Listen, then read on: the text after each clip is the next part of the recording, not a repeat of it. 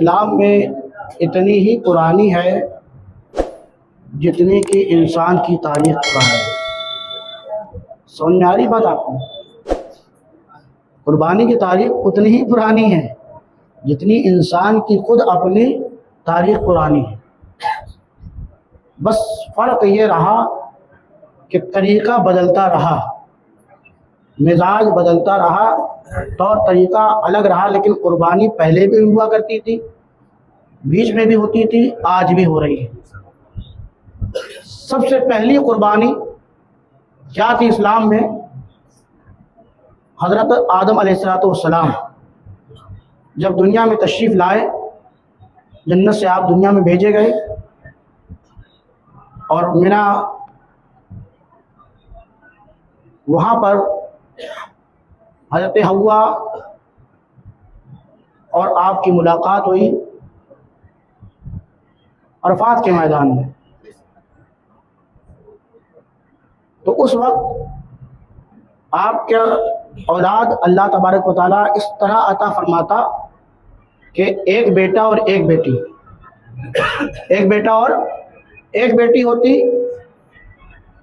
پھر دوسرا بیٹا اور دوسری بیٹی ہوتی، تو پہلے بیٹے سے دوسری بیٹی کا نکاح ہوتا، پہلی بیٹی سے دوسری مرتبہ جو بیٹا اور بیٹی ہوتے ان کا نکاح ہوتا، اور دوسرے بیٹے کا نکاح پہلی بیٹی سے۔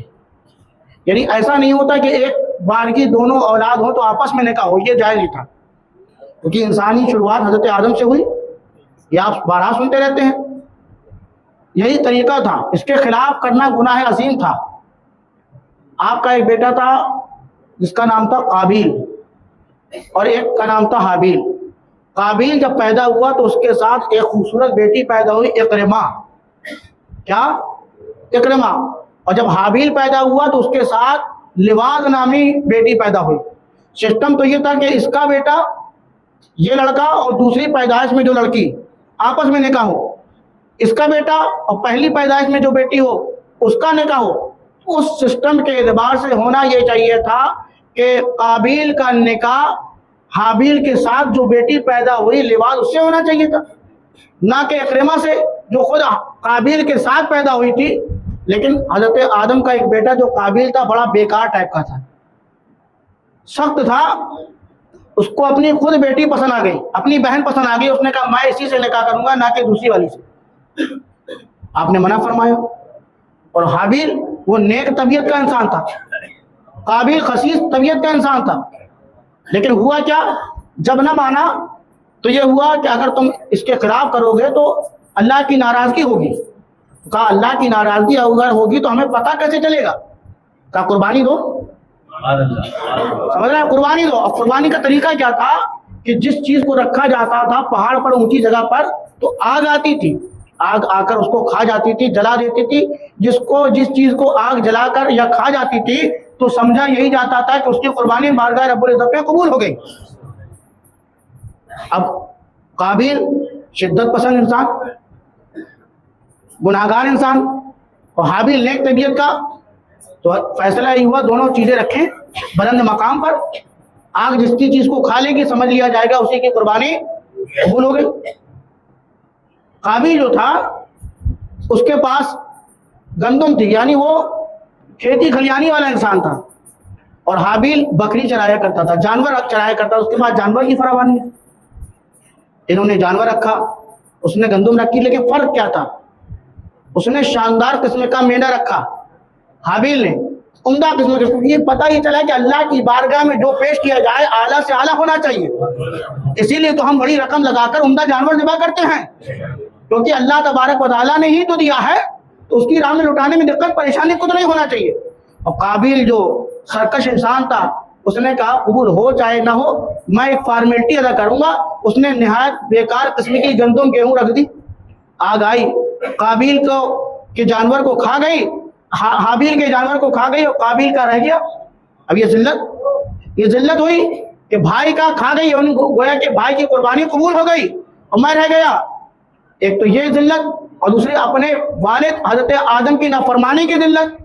اللہ اوپر بتانا مقصد یہ ہے کہ تاریخ میں قربانی شروع سے چلی آ رہی، دور بدلا، سسٹم بدلا، بہت ساری چیزیں ہوتی رہی، وقت کم ہے.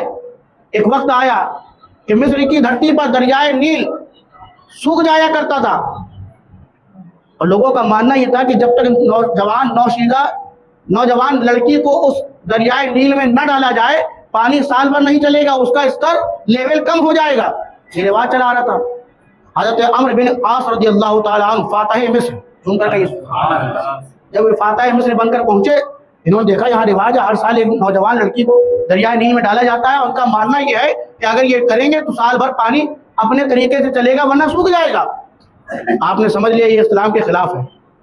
بلا وجہ کسی کی قربانی دینا صرف اپنے خیالات میں یہ جائز نہیں ہے. آپ نے ایک رقعہ لکھا, خط لکھا حضرت عمر فاروق اعظم کو, خلیفہ وقت کو, فاروق اعظم کو, تاجدار عدالت کو. اللہ اکبر. آپ نے فرمایا یہاں اس طریقے کا معاملہ چل رہا ہے. آپ نے فرمایا کیا کیا جائے؟ حضرت فاروق اعظم نے ارشاد فرمایا کہ سنو یہ طریقہ اسلام کے خلاف ہے کہ بلا وجہ کسی کی قربانی دینا صرف اس سوچ اور خیال میں کہ ایسا نہ ہو, اگر ایسا نہ ہوگا تو دریا سوکھ جائے گا. حضرت کیا کرنا ہے؟ فاروق اعظم نے فرمایا کچھ نہیں کرنا. فاروق اعظم نے ایک رقعہ لکھا, ایک خط لکھا اور کہا اس کو دریائے نیل میں ڈال دینا. اللہ اوپر وہ رقعہ آیا, وہ خط آیا اور دریائے نیل میں ڈالا گیا. دریائے نیل میں ڈالا, اس میں لکھا کیا تھا؟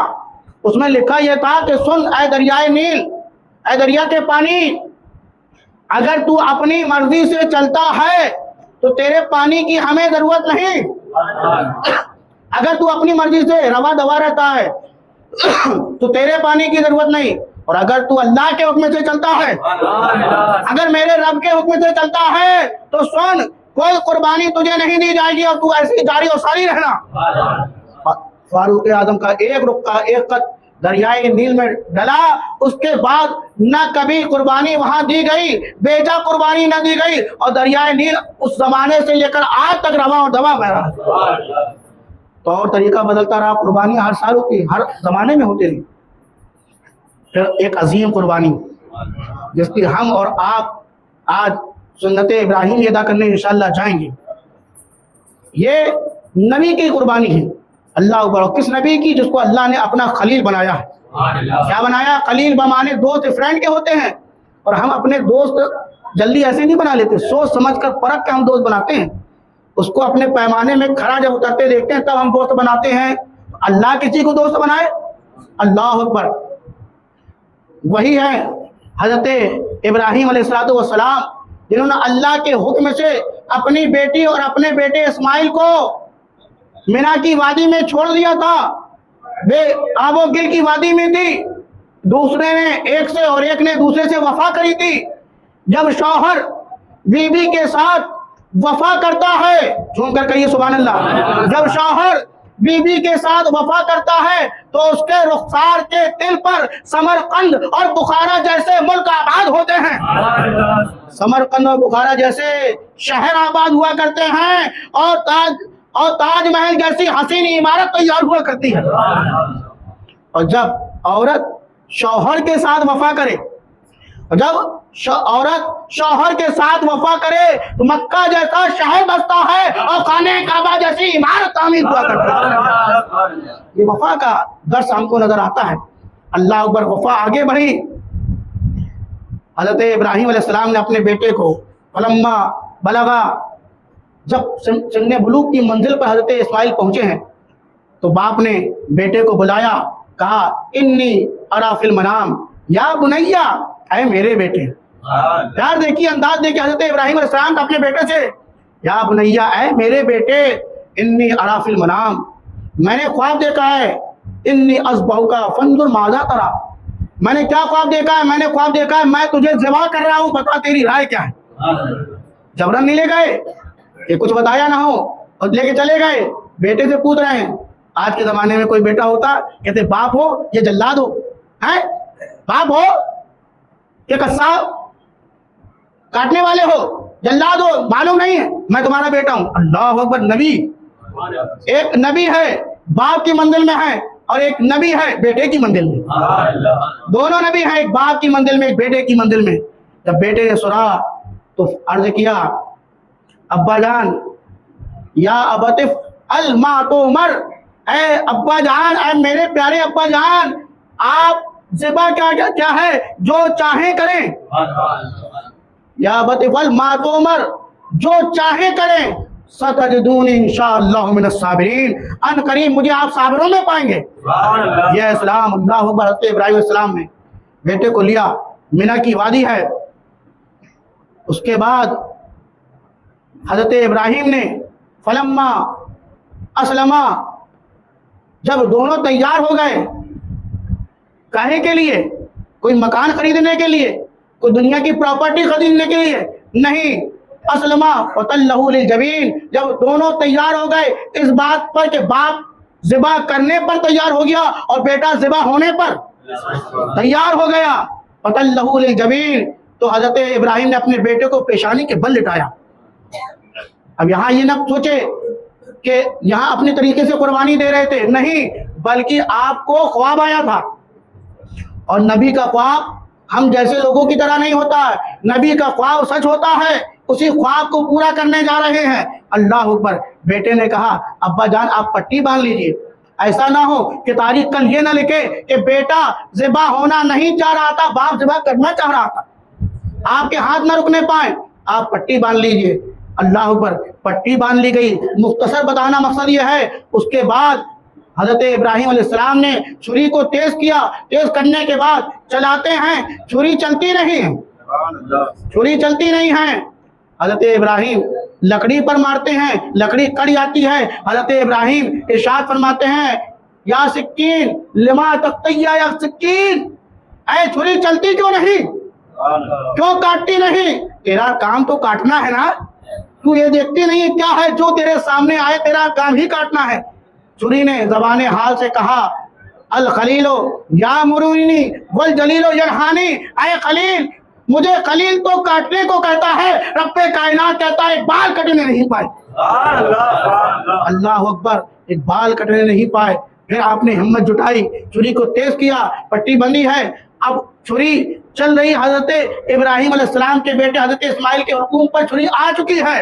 اللہ اکبر۔ یہ منظر دنیا دیکھ رہی ہے، قرآنیں بہت دیکھ رہی ہیں، جنت سے فرشتے دیکھ رہے ہیں، اور اللہ سے عرض کر رہے ہیں مالک یہ کیسا منظر ہے؟ اللہ فرماتا ہے کہ سنو، تم ہی کہتے تھے نا کہ انسان دنیا میں فساد مچائے گا، دیکھو میرا نبی میرا بندہ وہ کر رہا ہے جو کائنات میں کوئی کر نہیں سکتا۔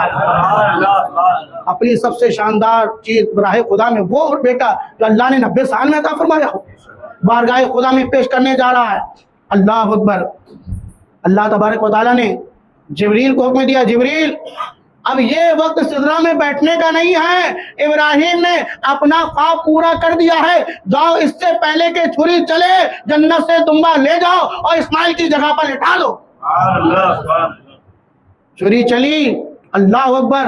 جیسے چھری چلی حضرت ابراہیم مطمئن ہو گئے کہ میں نے وہ کام کر دیا جو بڑا مشکل تھا، اپنے بیٹے کو قربان کرنا۔ ہم تو اپنے جانور کو آسانی سے اگر ہم نے پالا ہے تو قربان نہیں کرتے، غارو قطار روتے ہیں، بہت سے لوگ تو گوشت بھی نہیں کھا پاتے، اور جہاں بیٹے کی بات آ جائے، لیکن یہ نبی کا جگرا تھا، یہ نبی کی ہمت تھی کہ اپنے بیٹے کو راہ میں خدا میں قربان کر دیا۔ سوچ رہے ہیں کہ میں نے بہت بڑا کام کر دیا، اللہ کا فضل ہے، لیکن جیسے پٹی کھلی تو کیا دیکھتے ہیں کہ نیچے دمبا لیٹا ہوا ہے، اسماعیل مسکرا رہے ہیں، اسماعیل دور کھڑے مسکرا رہے ہیں۔ اللہ اکبر۔ اور سامنے جبریل کھڑے ہیں، سمجھ گئے اللہ کی طرف سے انعام ہے۔ جب یہ دیکھا تو حضرت ابراہیم نے عرض کیا، ارشاد فرمایا، پڑھا اللہ اکبر اللہ اکبر۔ حضرت اسماعیل نے کہا لا الہ الا اللہ واللہ اکبر، پاس کھڑے حضرت جبریل نے کہا واللہ اکبر اللہ اکبر وللہ الحمد، تسبیح بیان کری۔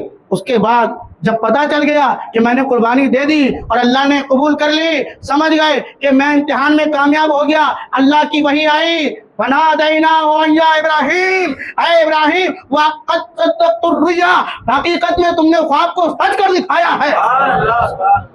فنادیناہ یا ابراہیم قد صدقت الرؤیا انا کذالک نجزی المحسنین، اور ہم ایسے ہی احسان عطا فرماتے ہیں، ایسے ہی بدلہ عطا فرماتے ہیں۔ آج ابراہیم علیہ السلام کی قربانی کی سنت پورے عالم اسلام میں منائی جا رہی ہے، کیوں؟ کیونکہ اللہ چاہتا ہے کہ ابراہیم کی قربانی کو قیامت تک لوگ یاد رکھیں۔